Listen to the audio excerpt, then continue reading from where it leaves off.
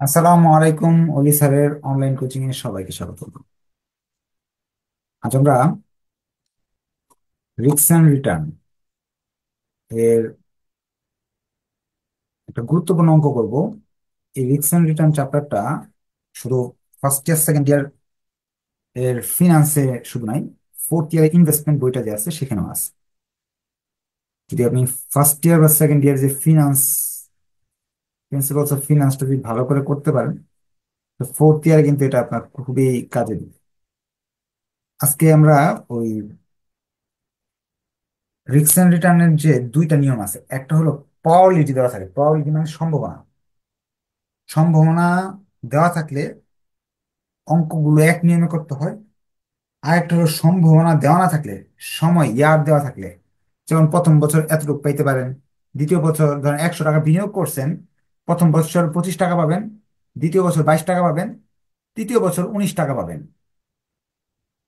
এইভাবে আপনার দেওয়া থাকতে পারে। এই সময় দেওয়া ইয়ার দেওয়া থাকতে পারে, এই যে ইয়ার ইয়ার দেওয়া থাকতে পারে। আর এখানে আপনার আয়ের হার দেওয়া থাকতে পারে। তাহলে কিভাবে অঙ্কটা করতে হবে এই জিনিসটা শিখবো, এবং সিদ্ধান্ত নেওয়া আজকের ক্লাসে এই জন্য ইম্পর্টেন্ট যে সিদ্ধান্ত আমি কিভাবে নিব, কোনটা দিয়ে নিব, এই বিষয় নিয়ে ক্লিয়ার করবো আজকে। তো যেহেতু একটা খুব ইম্পর্টেন্ট ক্লাস, সবাইকে বলবো ক্লাসটা যাতে আপনারা একটু শেয়ার করবেন, যাতে অন্যরা ওই ক্লাসটা দেখে উপকার পায়। আর একটা বিষয় হলো, স্পষ্ট দেখা যাচ্ছে কিনা সেটা একটু বলবেন, কারণ বা শোনা যাচ্ছে কিনা এটা একটু বলবেন কমেন্টে। তো আহ, আমি শেয়ার করে রাখি, তাহলে আপনারা পরবর্তীতে দেখে নিতে পারবেন এই ক্লাসটা। কারণ আমার কাছে পড়ার তো বড় সুবিধা এটাই যে ঠিক টাইমে ক্লাস না করলেও চলে, আপনি ক্লাসটা যে কোনো সময় দেখে নিতে পারবেন।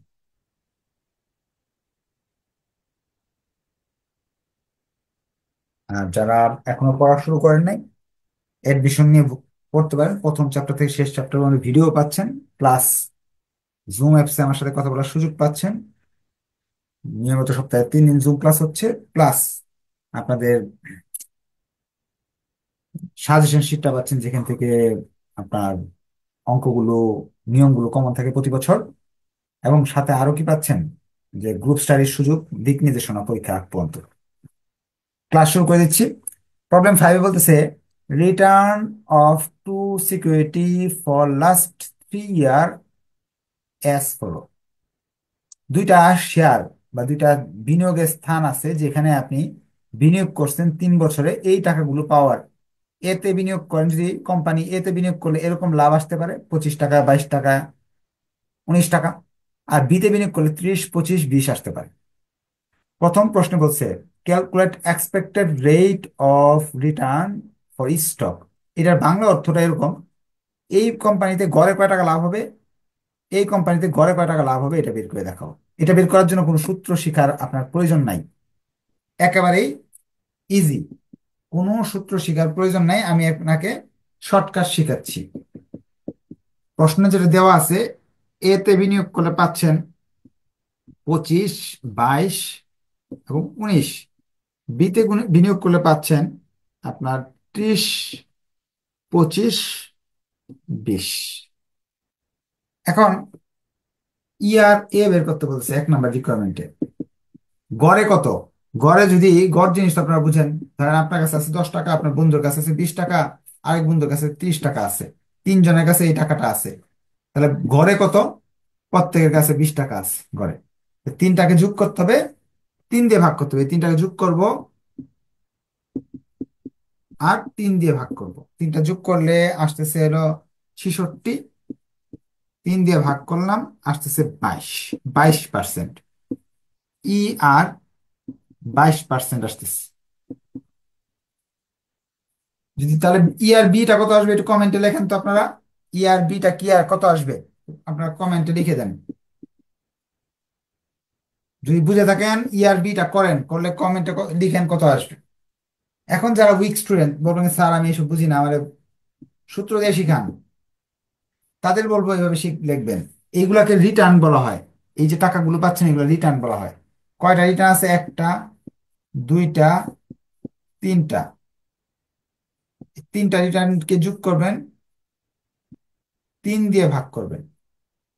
অর্থাৎ প্রথম রিটার্নটা হলো 22, পরেরটা প্রথমটা 25, পরেরটা এটা, এগুলো সব আর আর 1, আর 2, আর 3 রিটার্ন। সূত্র দিয়েও শিখতে পারেন। সূত্রটা এভাবে না লিখে এইভাবে লিখতে পারেন, সামেশন আর বাই এন, এইভাবে লিখলেও হয় শর্টকাট। সামেশন আর বলতে বোঝাচ্ছে যতগুলো আর আছে সবগুলো যোগফল, এটার সূত্র দিয়ে শেখা। আর এটা হলো সূত্র ছাড়া বাস্তবে শেখা। কত আসছে কমেন্টে লিখছে? 25% আসছে। এটার আনসার আসলো 25%। এই জায়গায় বিনিয়োগ করলে 22% লাভ হবে, এখানে বিনিয়োগ করলে আসবে 25%, এটা বলতেছে তারা। বুঝে গেলে একটু ওকে লেখেন, আর না বুঝতে পারলে আমাকে কোয়েশ্চেন করার সুযোগ আছে। তাহলে এক্সপেক্ট রিটার্ন ক্লিয়ার হয়ে গেছে না? এখন আমরা চলে যাচ্ছি standard deviation for of stock. প্রতিটা স্টকে বিনিয়োগ করলে সেটা ঝুঁকি, ঝুঁকি কতটুকু হবে? স্ট্যান্ডার্ড ডিভিয়েশন অফ স্টক, ঝুঁকি বের করতে বলতেছে। এখন ঝুঁকি যদি বের করতে চান, তাহলে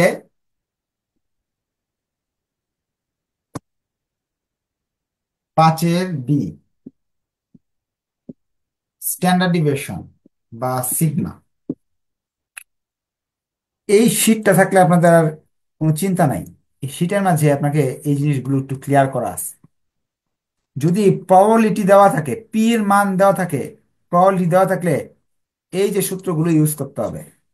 আর যদি বছর দেওয়া থাকে তাহলে এই যে সূত্রগুলো ইউজ করতে হবে। তো এইখান থেকে আপনি শিখে যাচ্ছেন, ঝামেলা তো নাই।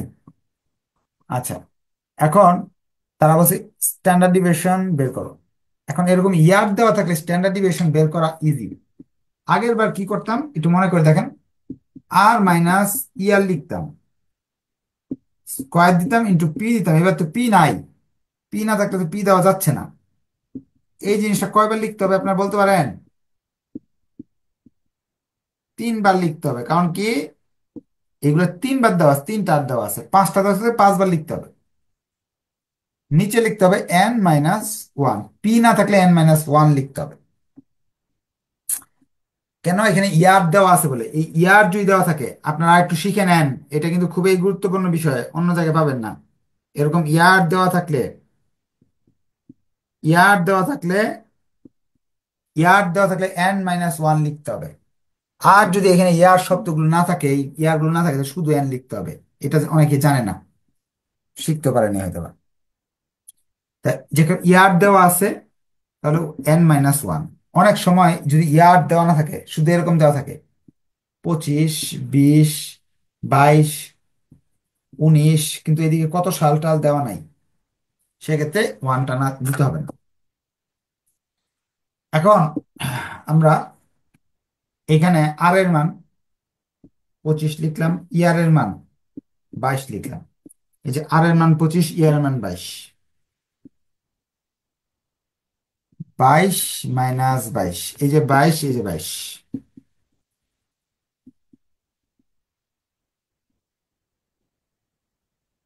এন হলো কয়টা বছর? 1, 2, 3।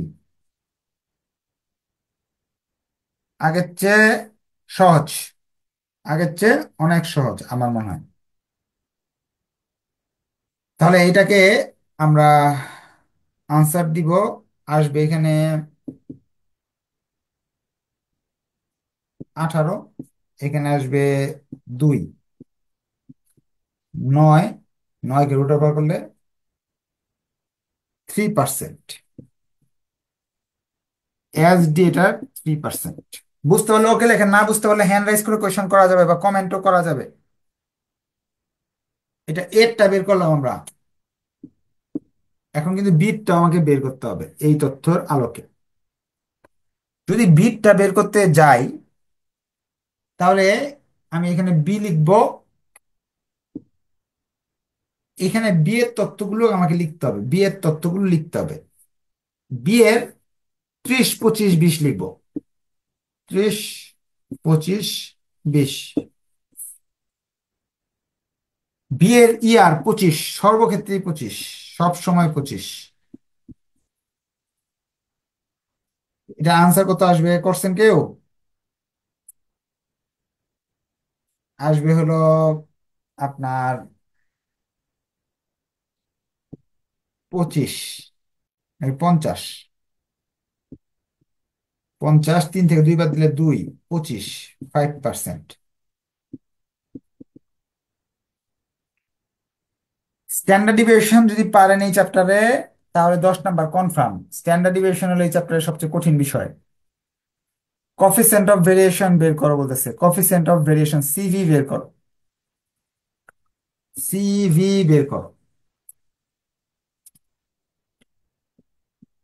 সিভি। সিভি বের করতে হলে উপরে হলো স্ট্যান্ডার্ড ডিভিয়েশন, নিচে হলো ইয়ার ইন্টু 100। সিভি এ বের করা অনেক ইজি।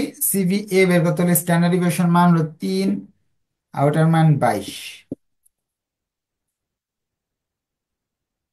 কত আসে লিখেন কমেন্টে। সিভি বি বের করতে হলে এসডি মান 5, আর ওটার মান হলো 25। একজন লিখছে 13.64, অসংখ্য ধন্যবাদ যে লিখে দিচ্ছেন, অনেকেই লিখছেন। আর এটা হলো 20%। সিভি 13, 20। এখন বলতেছে কোনটা ঝুঁকিপূর্ণ, কোনটা ঝুঁকিপূর্ণ, কোনটা ঝুঁকিপূর্ণ, এই পর্যন্ত বুঝে গেছেন। এখন আসল জিনিসে আসি, আসল ঝুঁকি জিনিসে আসি। ঝুঁকি, রিস্কি, ঝুঁকিপূর্ণ। এখন মুখস্থ নিয়ম শেখাবো ফার্স্টে, পরে বাস্তব নিয়ম শেখাবো। Which stock more risky? যার, যার সিবি বড় সে বেশি risky. Stock B is more risky. CV যার বড় তার বেশি ঝুঁকিপূর্ণ। প্রশ্ন দেখবেন ঝুঁকিপূর্ণ চাইছে। যদি বলে কোনটা বেটার বা কোনটা অ্যাকসেপ্টেবল, কোনটা গ্রহণযোগ্য, তাহলে কেউ বলতে পারবেন কোনটা গ্রহণযোগ্য এই দুইটার মাঝে? কোনটা গ্রহণযোগ্য যদি বলে, জিজ্ঞেস করে কোনটা গ্রহণযোগ্য বা কোনটা নেওয়া উচিত, বলতে পারবেন কেউ? অসংখ্য ধন্যবাদ, আপনারা অনেকেই পারছেন, thank you, thank you, thank you. যেটা ঝুঁকি কম এটাই তো নিবেন। ধরেন এখানে একটা ব্যবসা আছে, দোকান আছে, এখানে বলতেছে বিনিয়োগ করলে 1 লাখ টাকা পাবেন, এখানে বিনিয়োগ করলে বছর শেষে 10 লাখ টাকা পাওয়ার সম্ভাবনা আছে। এটা যে 1 লাখ পাবেন এটা হলো 90% শিওর। আর এই 1 লাখ টাকার পাওয়ার সম্ভাবনা ধরেন আছে 1%, 5%, নাও পাইতে পারেন। তো এখানে বিনিয়োগ করবেন না এখানে বিনিয়োগ করবেন, কারণ এখানে 90% শিওর থাকলে প্রায় 90,000 টাকা আসতে পারে, আর এখানে 5%, 50,000 টাকা আসতে পারে, নাও আসতে পারে। ঝুঁকিপূর্ণ জায়গায় আমরা যাবো না, ঝুঁকি যেখানে কম সেটাই আমরা নিব। অর্থাৎ যদি বেটার বা অ্যাকসেপ্টেবল কোনটা নিতে হবে এরকম কোশ্চেন যদি করে, সিবি কমটা হলো ভালো। সিবি কম, যত কম হবে তত ভালো। সিবি বেশি হলো খারাপ। তো ব্যবসার ক্ষেত্রে সিবি কম হলে ভালো। কোশ্চেন থাকলে বলতে পারেন, যত সিবি কম হবে তত ভালো। এখন তাহলে আমরা এই জিনিসটা ক্লিয়ার হইলো যে সিবি বেশি হইলে খারাপ, কম হইলে ভালো। প্রশ্নে দুইটাই করতে পারে, কোনটা খারাপ আপনার বুঝতে হবে। কোনটা খারাপ লিখছে, তখন আপনি খারাপ যদি বের করতে পারে তাহলে এটাই বের করে দিবেন, আর যদি ভালো বের করতে পারে তাহলে এটা বের করবেন। এখন আপনি যদি এটা মুখস্থ করে যান, এই সিবি বড় হইলে খারাপ, এটা হলো ভালো, তাহলে কিন্তু আপনি পারবেন। কিন্তু প্রশ্নটা বুঝতে হবে যে কি চাইছে। অনেক সময় এইসব অঙ্কে চাই হলো কোনটা অ্যাকসেপ্টেবল সেটা চাই নাই, বলছে কোনটা ঝুঁকিপূর্ণ। তাহলে ঝুঁকিপূর্ণ যেটা খারাপটা বের করে দিতে হবে। যেহেতু অ্যাকসেপ্টেবল তাহলে ভালোটা বের করতে হতো। তো মোটামুটি এটা আপনাদের ক্লিয়ার হয়ে গেল। এখন প্রশ্নে যদি বলে যে ইয়ারের ভিত্তিতে বের করো, শুধু বললো একটা অঙ্ক আসছে ছোট প্রশ্ন, ইয়ার বের করতে বলছে, এটা আসছে 22, এটা আসছে 25, এসডিআর এটা বের করতে বলে নাই, আমরা এতটুকু বের করে বলছে কোনটা ভালো। এই ক্ষেত্রে আমার বড়টা ভালো, এখানে 22 টাকা লাভ, এখানে 25 টাকা লাভ, আপনি এটা নিবেন, এটা ভালো। ইয়ার বড় হলে ভালো, বড় হলে ভালো।